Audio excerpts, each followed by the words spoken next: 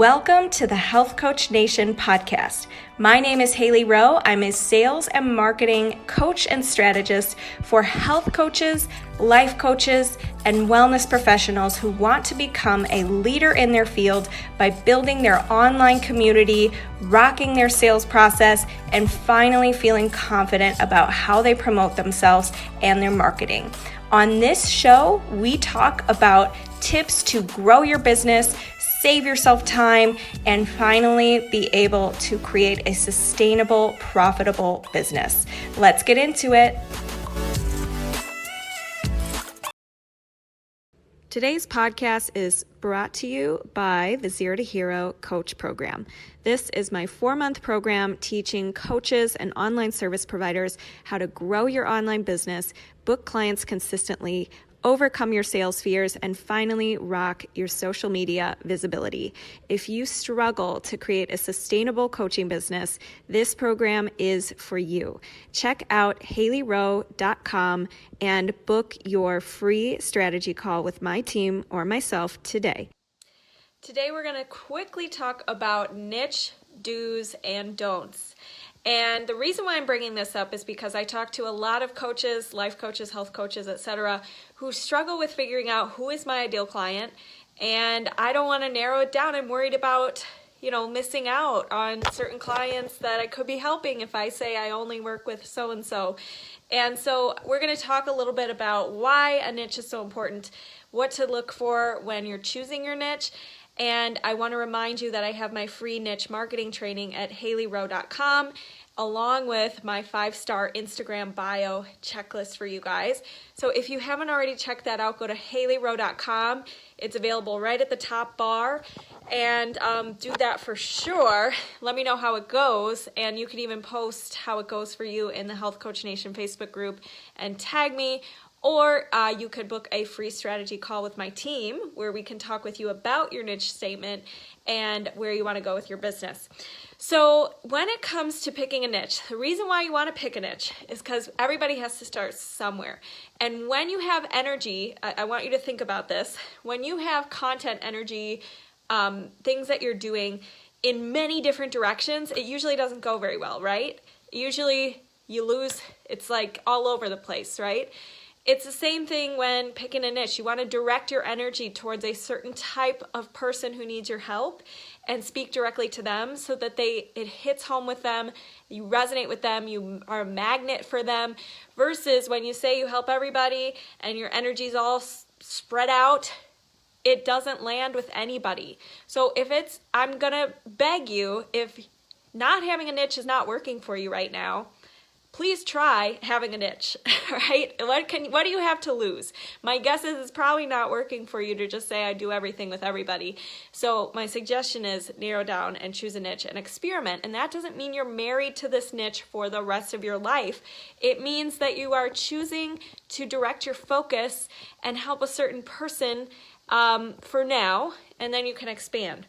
So what do we want to think about when it comes to picking a niche? Number one, you want to have a niche that you don't have to convince, okay? So what I mean by this is there's a marketing lesson that says go where you're wanted, not where you're needed. And what we mean by that is you want to work with, if you're a health coach, for example, you probably want to work with people who are interested in being healthier. Even if somebody's unhealthy, you guys know this. If somebody's unhealthy and they love their life and they love drinking Coke and they're not suffering any consequences, or maybe they are suffering consequences but they don't care, you are not going to be the person who convinces them to change their health, and you should just let that go, right? So choose a niche who wants what you have to offer so you don't have to do convincing. So a lot of times when I'm working with clients, sometimes we talk about how you want to go where health conscious people hang out, who want a health coach, who want to keep developing, who want to get, healthier and exceed their expectations and stuff. So I want you to be okay with picking a niche that you don't have to convince. And so some examples of that would be, so yes, maybe let's talk about, I have a client who has an autoimmune audience. So she works with people who struggle with chronic pain, who struggle with being on a lot of medications and maybe they don't want to be, and working on their autoimmune symptoms. And so for her, that audience doesn't need to be convinced because they want to get off their medications, they're frustrated, they're dealing with chronic pain all the time, and that is a pain that they want to solve. So that's an example of choosing an audience you don't have to convince. Now, the other thing is, when it comes to your niche, you want to be able to make sure they're easy to find. So don't pick a niche who just is very broad. So for example, you might just say women. Well, women are everywhere. What kind of women? We need to get more specific.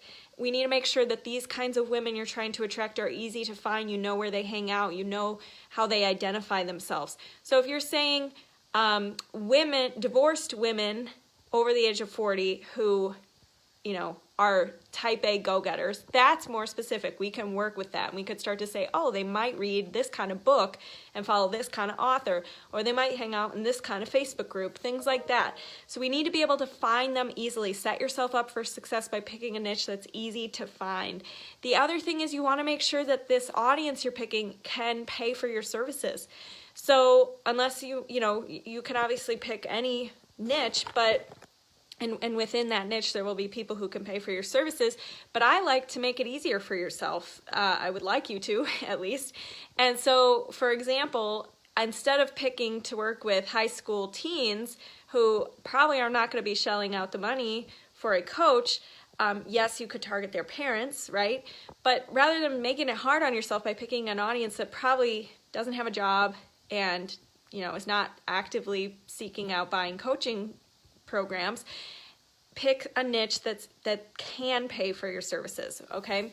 So those are the three magic things, in my opinion. Someone who could pay for your services, a group that's easy to find, and a group that wants what you have to offer and you don't have to convince them. So your niche is not just a type of like a job field or a gender or an age. Your niche is also characteristics. So in addition to getting clear on, well, what kind of woman, what kind of job do they have usually? What age range are they? I want you to also ask, what are their characteristics? They're usually type A go-getters. They're usually the kind of people who can never turn it off. Their brain's always working. They're usually the kind of people who have tried every diet under the sun. Now we're getting somewhere. We're getting more specific. The other thing you want to keep in mind when it comes to your niche is to be okay with not getting everybody, and instead ask yourself, who do I want to serve? What do I help them with? What's the guarantee I want to make to them, and how long does it typically take? So this takes your niche statement to a whole new level, because you're not just saying, I help women be healthy and develop balanced lifestyle. Whoa, that's so broad. Instead, we're saying, I help, divorced women over 40 who have always put others first before, who've always put themselves last for their families, who want to reinvent themselves, rock their metabolism, and blah, blah, blah. And my guarantee is I'm not going to make you try a fad diet that won't last, and we're going to get your health and insert specific problems you solve in check within my 90-day program, something like that. That's much more specific than saying I help people with a balanced lifestyle. It doesn't stick, it doesn't land, things like that. The other thing you can do to stand out with your niche and really look good in their eyes is have your own method. So rather than just saying, I help you get healthy and fit through health coaching, say through my Boss Mom Fit method, and explain what that is in maybe a webinar or in your Instagram stories or whatever, and have it somewhere and be constantly teaching this method to your audience.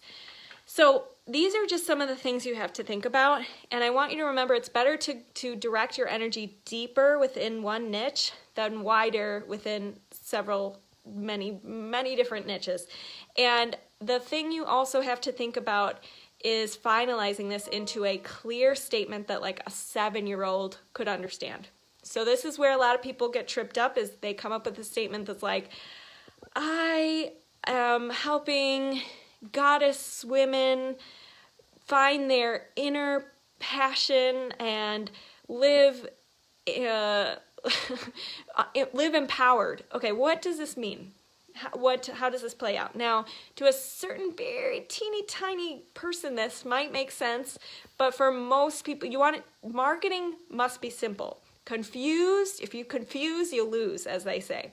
So try to make sure that the language you're using and the specific outcomes and goals you're helping people with are clear. And that's the other thing. Always focus on the outcomes and goals you work on with people in your niche rather than how, which is through coaching. That's fine. Nobody cares. How doesn't really matter when coming up with your niche and your elevator pitch statement. Yes, how matters in that you want to make sure you're stating who you're not for and what you don't do. Like, for example, if you're a health coach and you want to make it really clear you don't do fad diets and you don't support, crash dieting, then it will be important to include that. But I don't want you to get tripped up about just saying, like, I'm a coach. That's the least important part of your niche statement. The most important part is the outcomes and benefits you provide your clients with. The last thing I want to say before I hop off today, we'll be doing more trainings on this in the future, but I want to let you know that tomorrow, Thursday, the 21st of January, I'm doing a live webinar teaching LinkedIn with Simon Parsons. He's a LinkedIn expert. He's grown 2 businesses on LinkedIn. He's had over 500,000 views on his videos on LinkedIn. He's attracting his ideal clients, 99% inbound requests to him from his ideal target audience on LinkedIn. I personally do LinkedIn lead generation for clients, and do it for myself as well, where we do targeting for you. We do a message campaign that is non-invasive and starts conversations with your ideal client, and help you grow your invitation requests every single month by 2,400 people. So together, Simon and I are teaching you some major tips on how to work the algorithm to your favor, things like that. So please join us tomorrow. And if you miss it, if you're listening to the podcast and this is past the date, just DM me and say, hey, I missed your webinar with Simon on LinkedIn, teaching LinkedIn, and I'll be sure to send you the replay. Okay, have a great day, everybody. Thank you so much for listening, and talk to you soon. Thank you so much for listening to today's episode. And if you liked it and want to reserve your very own free sales audit, go to haileyrowe.com/strategy-call to book your very own free sales audit.